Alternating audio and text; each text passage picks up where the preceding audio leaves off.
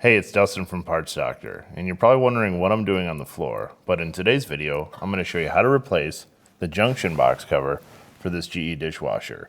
It's super simple. I'll show you step by step, so let's jump right in.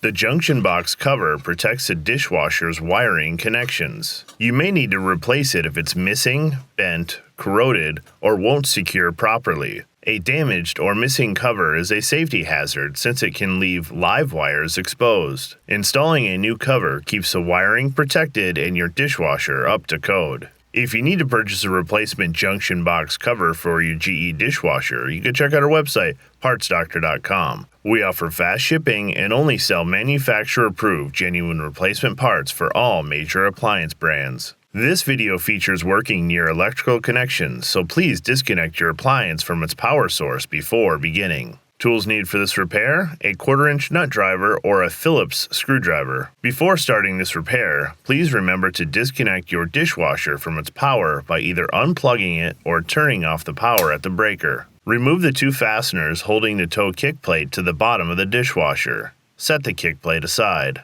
Locate the junction box cover on the right side of the dishwasher. It is held in place by a screw on the left and a tab on the right.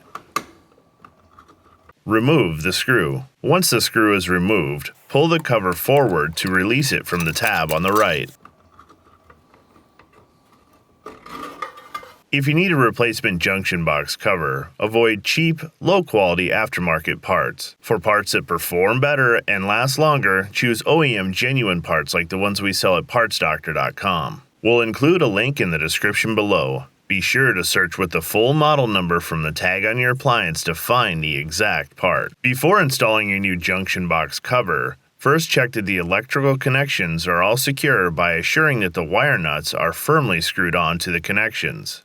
Tighten if needed. Slide the cover tab into the right side of the junction box, then make sure all the wires are inside the box and not pinched by the cover. With the cover in place and the wires securely inside the box, insert the fastener into the mounting hole on the left side of the cover. Fully tighten. Replace the toe kick plate and re-establish power to the appliance. Your dishwasher is now ready to use. And now for the hardest part of the repair, getting off the floor. As always, I'm Dustin the Parts Doctor. Until next time, thanks for watching, and we'll see you later.